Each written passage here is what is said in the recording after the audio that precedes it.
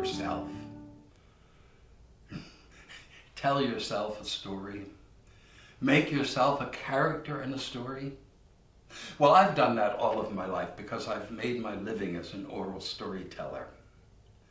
But I think there's value in stepping out of ourselves and reflecting on the lives that we've lived. And I've started to reflect and think about the subject of death. Now, I know most people don't want to talk about dying. They just want to move forward with their life. But for me, death has become real. There are a couple of reasons. One is I'm 78 years old. And you know, I look in the morning newspaper and I read the obituary and I see there are a lot of people younger than me who are dead. And then, even more real, it was just over a year ago that my wife, Nancy, was diagnosed with stage 4 esophageal cancer. And we lived with that cancer for close to a year. We went through a period of hospice, and finally she died September 2nd of last year.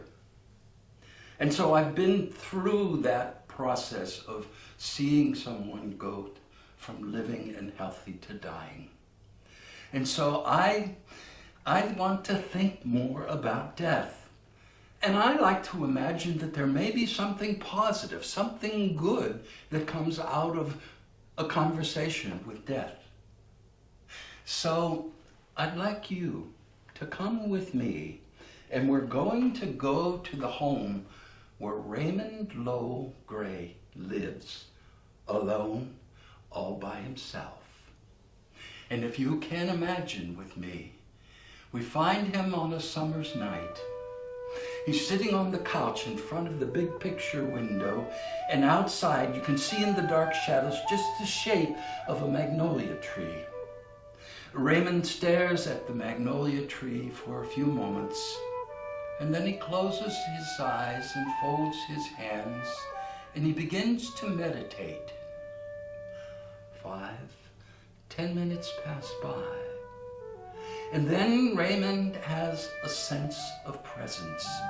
Someone on the couch sitting right next to him. Slowly, Raymond opens his eyes and he looks, and there he sees perhaps a figment of imagination, but nevertheless seeming hard of flesh and bone and real to Raymond. Raymond looks and he doesn't know what to say. But death speaks. Raymond, thank you for inviting me into your home this night. Raymond is gobsmacked. He looks and he says, I don't know what to say. I mean, I was expecting a character like a Bergman movie character wearing a black hood and then carrying a sigh full of endings, not beginnings, not conversation. I don't know what should I call you? Raymond, I would suggest that you call me teacher, maybe even your friend. You can see now. Raymond starts to think about that.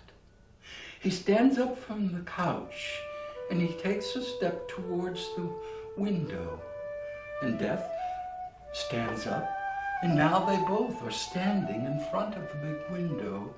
They're like two travelers on an ocean voyage, standing on the bow of the ship, looking out into the dark of night.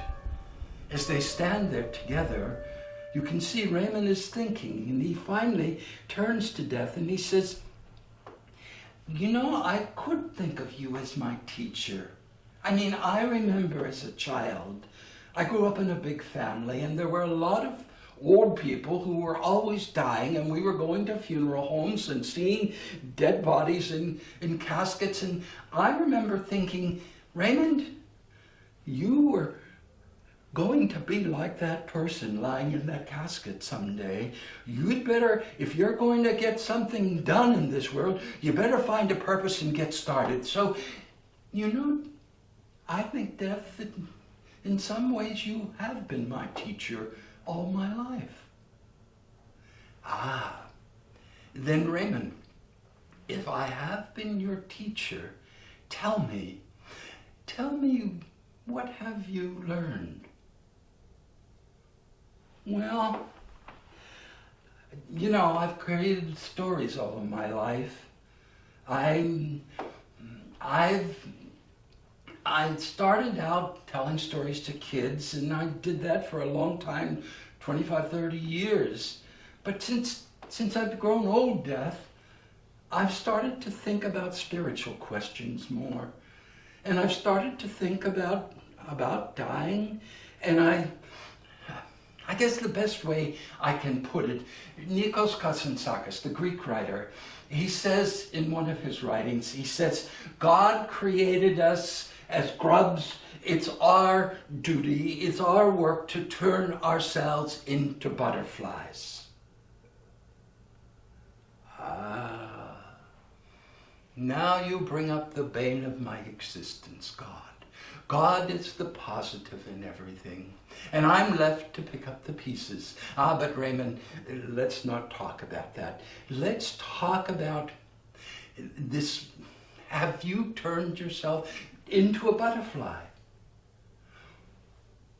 Well, no, I don't know that I have or I haven't, but you know that I do think about this process of growing old, and I do think about, what I think about is the idea of balance.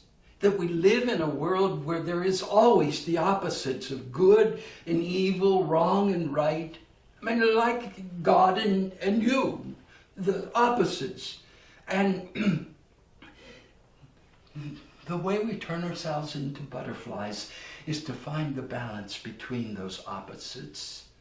That's what I think, Death. Ah. Then Raymond, tell me, have you found that balance? Well, maybe a little bit, but I can tell you, Death, I'm a little afraid too. I live alone here in this house all by myself, and I sit at night and I look out this window. I'm alone, there's no one here. And I think about that someday there's going to be a world without me. Well, that's a little exaggerated, but you get my point. That I'm afraid. I'm losing control of this world in which I live. Well, Raymond, I will suggest this to you. Your idea of balance, of opposites, and one of them is me, as you say. But the opposite of me is you. And I would suggest that in order to balance you and me, you need to find love. Because love is the key to the balance of those opposites of me and you. Raymond, old man that you are, I will suggest this. You can find that balance. You can find that love in another woman after your wife Nancy, to spend time with her until it comes the end of your life. Raymond, I think you need to find a new mate. Raymond turns, and he's about to say something to Death, but in that moment, Death has melted into the dark shadows of night and is gone.